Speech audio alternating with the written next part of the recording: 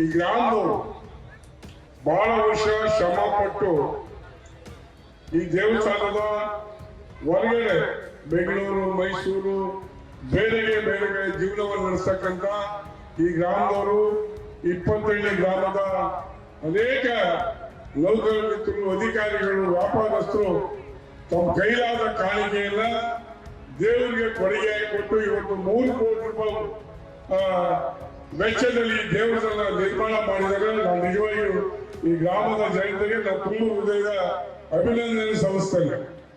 ಅದೇ ರೀತಿ ಇವತ್ತು ದೇವಸ್ಥಾನ ಬಹಳ ಕಷ್ಟ ಕಟ್ಟದು.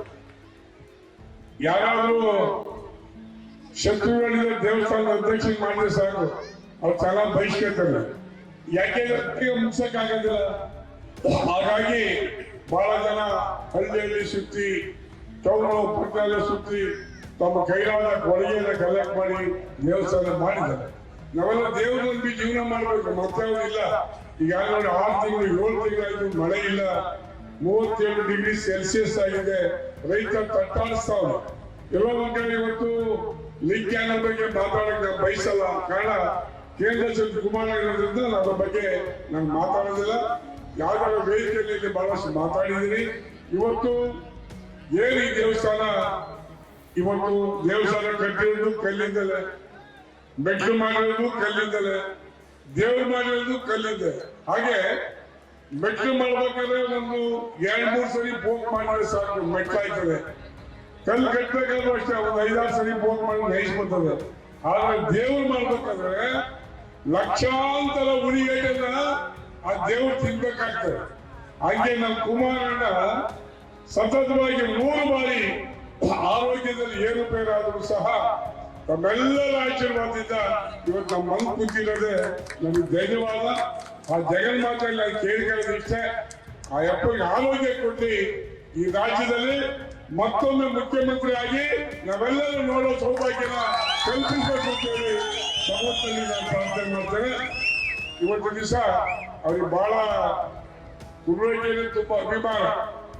ದೇವೇಗೌಡರಿಗೆ, ಕುಮಾರಣ್ಣಗೆ ತುರುವೇಕೆರೆ ಅಭಿಮಾನ. ಈ ತಾಲೂಕಲ್ಲಿ ಒಂದೊಂದ್ಸರಿ ಗೆದ್ದಪ್ಪ ಎಲ್ಲ ಮಾಜಿ ಆಗಿದ್ದಾರೆ. ನಾನು ಅವ್ರ ಬಗ್ಗೆ ಗೌರವದಿಂದ ಮಾತಾಡ್ತೀನಿ.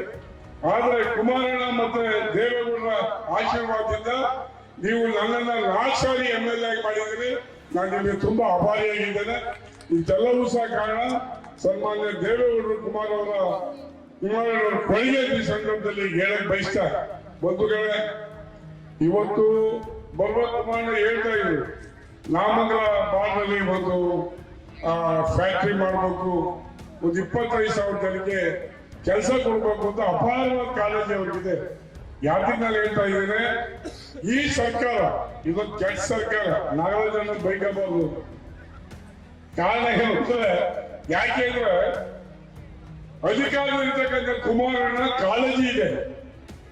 ಈ ಜಿಲ್ಲೆಗೆ, ಈ ಕ್ಷೇತ್ರಕ್ಕೆ, ಈ ರಾಜ್ಯಕ್ಕೆ ಏನಾದ್ರು ಒಂದು ಹೊತ್ತಾರು ಇಂಡಸ್ಟ್ರಿ ತಂದು ನಮ್ಮ ಯುವಕರಿಗೆಲ್ಲ ಕೆಲಸ ಕೊಡ್ಬೇಕು ಅಂತ ಅಪಾರವಾದ ಆಸೆ ಇದೆ. ಆದ್ರೆ ದುರಂತ ಕೆಟ್ಟ ಸರ್ಕಾರ. ಅವ್ರ ಉಪಯೋಗಕ್ಕೆ ಬರ್ತಾ ಇಲ್ಲ. ಮಾತಾಡ್ತಿದ್ರೆ ಅವ್ರ ವಿರುದ್ಧ ಭಾಷೆ ಮಾಡ್ತಾರೆ, ಸ್ಟೇಟ್ಮೆಂಟ್ ಕೊಡ್ತಾರೆ ಹೊರತು ಹೋಗಿ ಏನಾದ್ರು ತಮಿಳುನಾಡಲ್ಲಿ ಈ ತರ ಆಗಿದ್ರೆ, DMK-ಯಲ್ಲಿ, ADMK-ಯಲ್ಲಿ ಯಾವುದೇ ಸರ್ಕಾರ ಇದ್ರು ಹೋಗಿ ಅವ್ರನ್ನ ಭೇಟಿ ಮಾಡಿ ಸಾಕಷ್ಟು ಇಂಡಸ್ಟ್ರಿ ತಂದು ಜನಗಳಿಗೆ ಕೆಲಸ ಕೊಡಿಸುವಂತ ಕೆಲಸ ಮಾಡ್ತಿದ್ರು. ದುರಂತ ಕರ್ನಾಟಕದಲ್ಲಿ ಕಾಂಗ್ರೆಸ್ ಸರ್ಕಾರ ಅವ್ರನ್ನ ಸರಿಯಾಗಿ ಬಳಸ್ಕೊಳ್ಳಕ್ಕೆ ಅರ್ಹತೆ ಇಲ್ಲ. ಇವತ್ತು ನಮ್ಮ ಯುವಕರೆಲ್ಲ 15,000 20,000ಕ್ಕೆ ಕೆಲಸಕ್ಕೆ ಹೋಗೋ ಪರಿಸ್ಥಿತಿ ಬಂದಿದೆ. ಇಂಜಿನಿಯರ್ಸ್ ಮೊನ್ನೆ ನೋಡಿ, ಇದು ಅಮೆರಿಕ ಕಂಪನಿ 3 ಕಂಪನಿಗಳು ಸುಮಾರು 1,20,000 ಇಂಜಿನಿಯರ್ ರಿಟ್ರೆಂಚ್ ಮಾಡಿ ತೆಗೆದಾಕಿದ್ದಾರೆ. ಎಲ್ಲಿ ಹೋಗ್ಬೇಕು ಪಾಪ ಅವರು? ನಮ್ಮ ಹಳ್ಳಿ ಜನ ಕಷ್ಟಪಟ್ಟು ಕೂಲಿ ಮಾಡಿ ಓದಿಸಿ ಇಂಜಿನಿಯರ್ ಮಾಡಿಸಿ ಜನ ನಮಗೆ ಕೆಲಸ ಬೇಕಾಗಿದ್ರೆ ಈ ಕೆಲಸ ತೆಗೆದಾಕಿದೆ. ಇವತ್ತಿನ ಪರಿಸ್ಥಿತಿ ಏನಾಗಿದೆ, ವರ್ಲ್ಡ್ ಲೆವೆಲ್ ಅಲ್ಲಿ ಅದು ಎಲ್ಲ ಒಂದ್ ಕಡೆ ಮುಳುಗೋ ಗೋಳಿಯಾಗಿದೆ. ಹಾಗಾಗಿ ನಮ್ಮ ಕುಮಾರಣ್ಣ ಈ ಭಾಗಕ್ಕೆ ಇಂಡಸ್ಟ್ರಿ ತರಬೇಕು ಅನ್ನೋದು ಅಪಾರವಾದ ಆಸೆ, ಭಾವನೆ ಇದೆ. ನಾನು ಸಹ ಸರ್ಕಾರಕ್ಕೆ ವಿನಂತಿಸಿದೆ, ದಯಮಾಡಿ ನಿಮ್ಮ ಈ ರಾಜ್ಯದಲ್ಲಿ ಯಾರು ಇಂಡಸ್ಟ್ರಿಯಲ್ ಮಿನಿಸ್ಟರ್ ಆಗಿದ್ರು ಹಿಂದೆ SM ಕೃಷ್ಣ ಅವರು ಸ್ವಲ್ಪ ದಿವಸ ಆಗಿದ್ರು, ಅದಕ್ಕೆ ಆವಾಗ ಇಷ್ಟೊಂದು ಎಫೆಕ್ಟ್ ಇರಲಿಲ್ಲ. ಈಗ ಸನ್ಮಾನ್ಯ ಪ್ರಧಾನಮಂತ್ರಿ ಮೋದಿ ಅವರ ಜೊತೆ ಶ್ರೀಮಾನ್ ದೇವೇಗೌಡರು ಕುಮಾರಣ್ಣವ್ರ ಸಂಬಂಧ ಬಹಳ ಚೆನ್ನಾಗಿದೆ. ಏನೇ ಹೇಳಿದ್ರು ಸಹ ಮೋದಿ ಅವರು ಇಲ್ಲ ಅನ್ನಂಗಲ್ಲ. ಹಾಗಾಗಿ ನನ್ನ ಸರ್ಕಾರಕ್ಕೆ ನಾನು ವಿನಂತಿ ಏನಪ್ಪ ಅಂದ್ರೆ, ದಯಮಾಡಿ ಕುಮಾರಣ್ಣನ ಸರ್ವಿಸ್ ಎಲ್ಲ ಬಳಸ್ಕೊಳ್ಳಿ. ಅವ್ರೇನು ಅವ್ರ ಬಳಿ ಯಾರು ಕೆಲಸ ಸೇರಲ್ಲ. ನಮ್ಮ ರೈತರ ಮಕ್ಕಳು ಕೆಲಸ ಬೇಕಾಗಿದೆ. ಆ ಕೆಲಸನ ಕುಮಾರಣ್ಣ ಮಾಡ್ತಾರೆ. ದಯಮಾಡಿ ಅವ್ರನ್ನ ಬಳಸಬೇಕು ಅಂತ ಈ ಸಂದರ್ಭದಲ್ಲಿ ಹೇಳಕ್ ಬಯಸ್ತಾ, ಏನು ಸನ್ಮಾನ್ಯ ಕುಮಾರಣ್ಣ ಅವರು ನನಗೆ ನಿನ್ನೆ ಬೆಳಗ್ಗೆ ನಮ್ಮ ಸಚಿವ ಫೋನ್ ಮಾಡಿದ್ರು ಬರ್ತೀವಿ ಅಂತ.